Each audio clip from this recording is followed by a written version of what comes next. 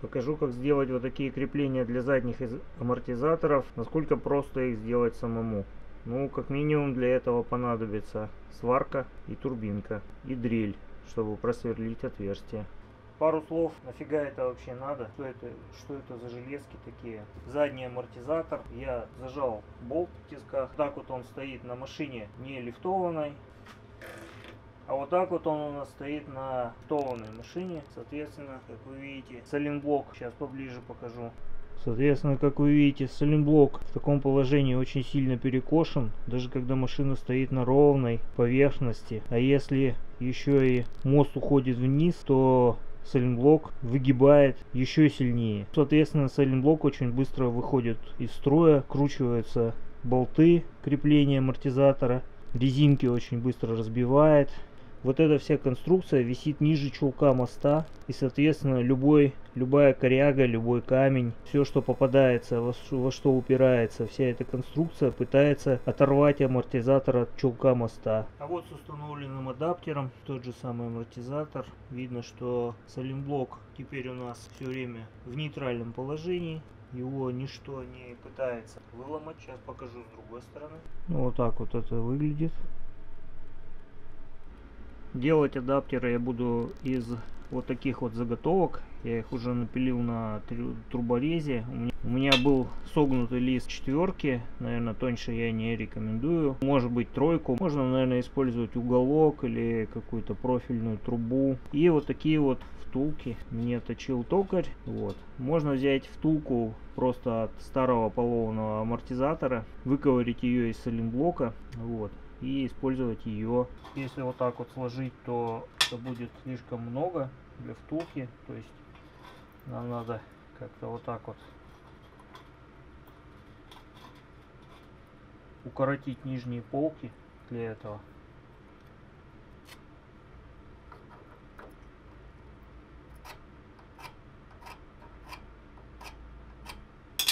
Вот так вот отрезаем сейчас. Получается, вот на это расстояние нам нужно укоротить нижнюю полку.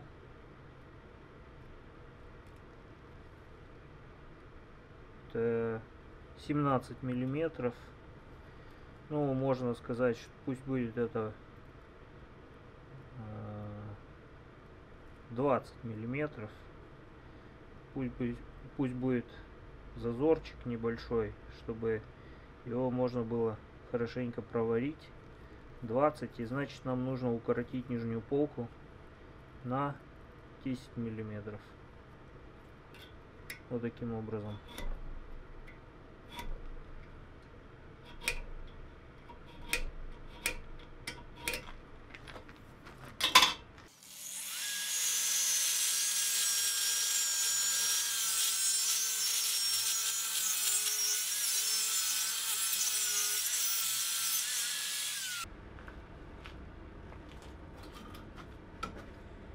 Диаметр сайлентблока 37 разделить на 2, это будет 18,5, пусть будет 20 миллиметров. И запас еще на всякий случай 4 миллиметра, чтобы сайлентблок немножко отстоял от нижней части адаптера. Получается 24 миллиметра нам нужно просверлить вот на этом уровне, на уровне 24 миллиметра от вот этой стенки.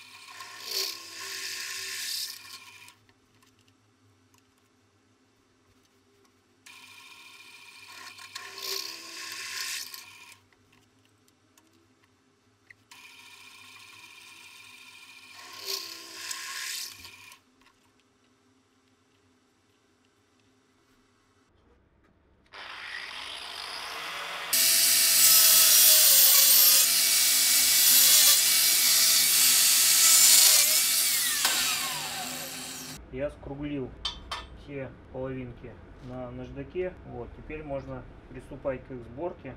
То есть берем болт, одеваем одну втулку, просто в качестве спейсера ее используем для того, чтобы половинки наши оставались в нужном размере. Ну и все, привариваем сюда втулку.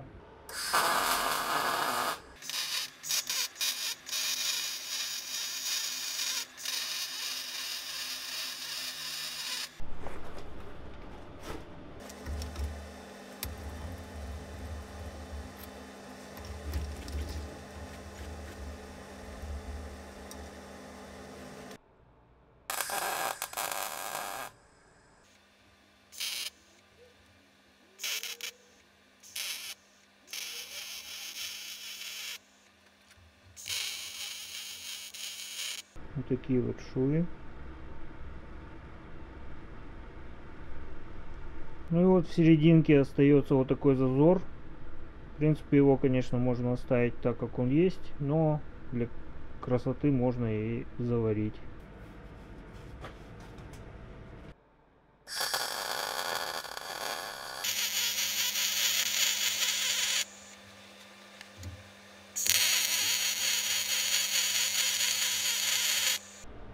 Ну все, вот так вот заварил.